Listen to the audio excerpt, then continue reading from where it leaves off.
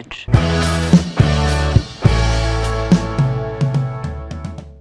Com certeza um dos melhores heróis que a Marvel apresentou pra gente nesses últimos anos foi o Doutor Estranho.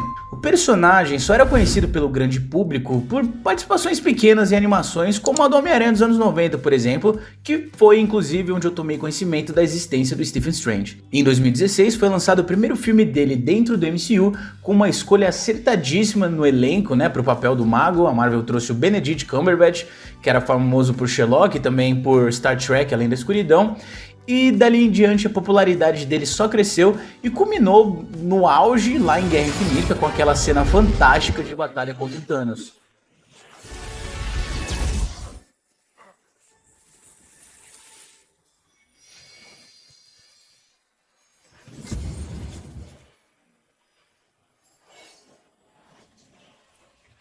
Mas e se eu te dissesse que o Cumberbatch não foi o primeiro Doutor Estranho das telas? Hoje a gente vai voltar bastante no tempo, mais especificamente para 1978, ano esse em que foi lançado Doutor Estranho. Antes de partir para esse filme, vamos dar uma contextualizada sobre como estava essa cena de filmes de heróis em 1978. Nesse mesmo ano, o filme mais importante dessa época e um dos mais relevantes da história do gênero estava sendo lançado, Superman, um filme de Richard Donner, estrelando o saudoso Christopher Reeve. O longa teve um orçamento bem alto para os padrões da época e se tornou um sucesso mundial, ditando muito o que seria feito dali em diante. Mas nem todo herói tinha essa sorte de ter um mega orçamento para uma mega produção para os cinemas. Por isso, em contrapartida, nós também tínhamos uma série de filmes de heróis de baixo orçamento feitos diretamente para exibição na televisão, sendo que a maioria desses filmes funcionavam tipo um episódio piloto mais longo para potenciais séries para esses heróis. Alguns vingaram e foram pra frente, como é o caso do Hulk, que tinha um roteiro bem maduro para esse gênero na época, e se tornou um mega sucesso, inclusive aqui no Brasil. Tinha também o Homem-Aranha, que rendeu uma série na época também de 2 temporadas, se eu não me engano, inclusive um episódio do Aranha na China, que também foi exibida por aqui no Brasil. E só que também tinha uns casos tipo do Capitão América, que foi um fracasso absoluto.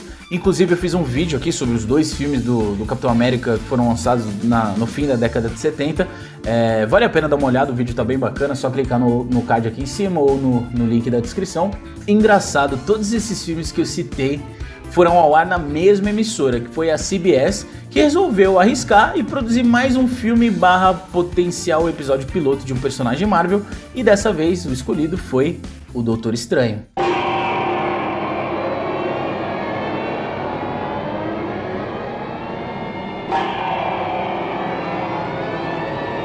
Com roteiro e direção na mão de Philip De Geer, que depois faria bastante sucesso com a série Anjos da Lei, Doutor Estranho foi ao ar na CBS em 6 de setembro de 1978.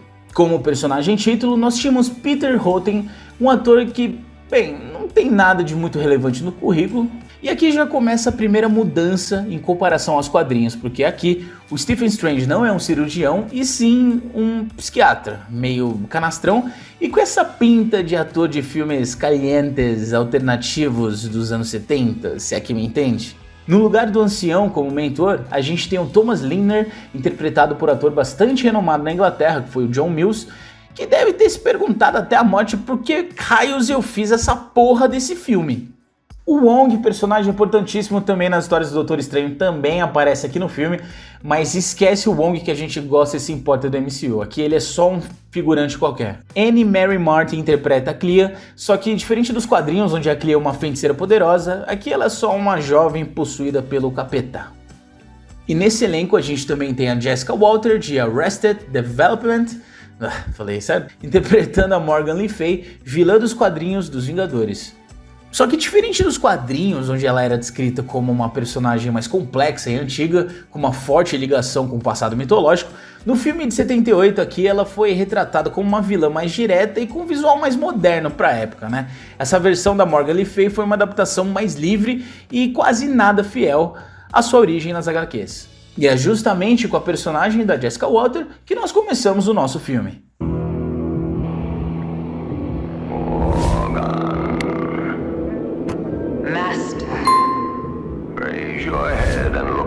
Ela é enviada por uma figura demoníaca para assassinar o atual Mago Supremo, o Thomas Linner, o ancião que defende a Terra de ameaças místicas.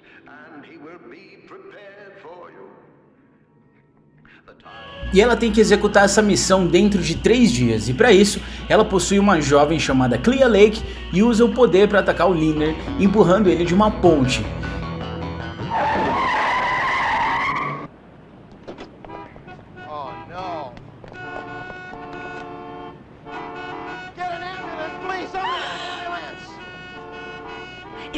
E embora muito ferido, o Lindner sobrevive graças aos seus poderes mágicos. A Clea, atormentada pelos pesadelos com a Morgan Le Fay, é internada em um hospital psiquiátrico sob os cuidados do Dr. Stephen Strange, um psiquiatra que desconhece seu potencial místico. O Strange sente uma conexão inexplicável com a Clea e compartilha de seus pesadelos.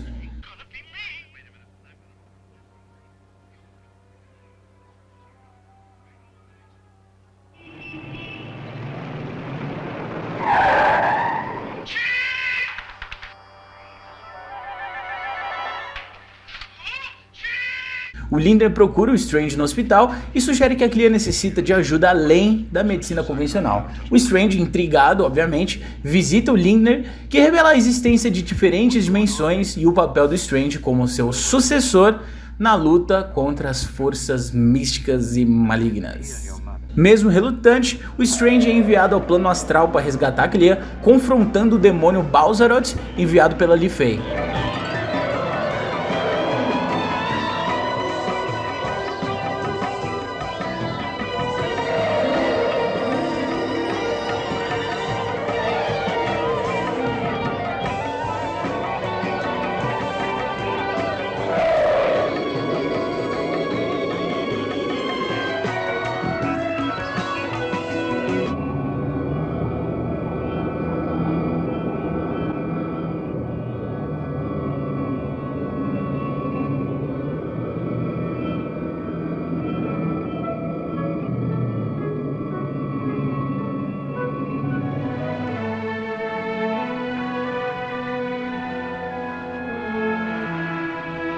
E após resgatar a Clea e retornar ao mundo físico, o Strange enfrenta a Le Fay, que tenta seduzi-lo para o lado das trevas.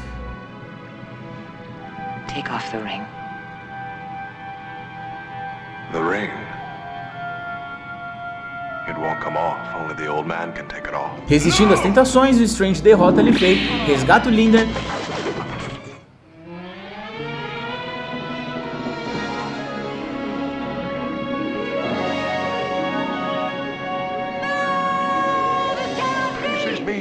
I may yet take pity on you, but now, look! No! Please! Answer me! Don't leave me like this! Answer me! Answer me!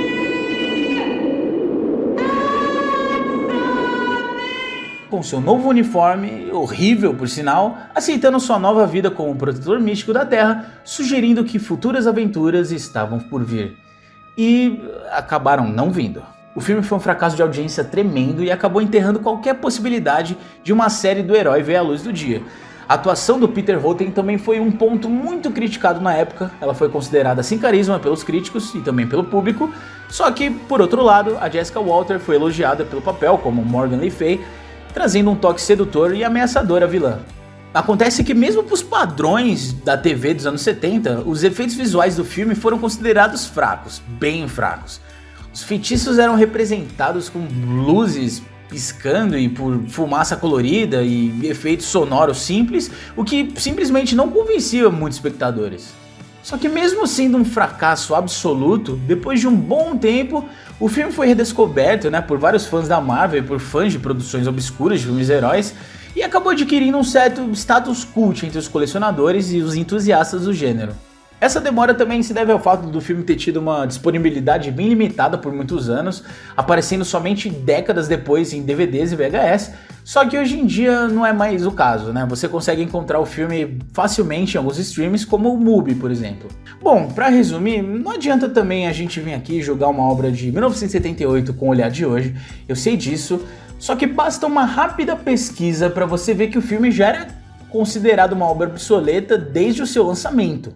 Ele pode ser, digamos assim, terrível, mas ele tem sua importância na história como uma das primeiras adaptações do herói da Marvel para o live action, E também serve do exemplo do que não fazer, já que ele altera características assim essenciais do lore do Doutor Estranho dos quadrinhos, só que a gente não pode fazer nada, a gente não pode apagar ele da história. Eu só recomendo esse filme se você for muito fã do personagem e se você tiver bastante paciência. E aí, já sabia da existência dessa pérola? Então diz aí nos comentários o que você achou desse filme aí, que é um clássico com C cedilha. E deixa o like, se inscreve no canal pra ajudar. E é isso aí, a gente se vê qualquer hora. Tchau.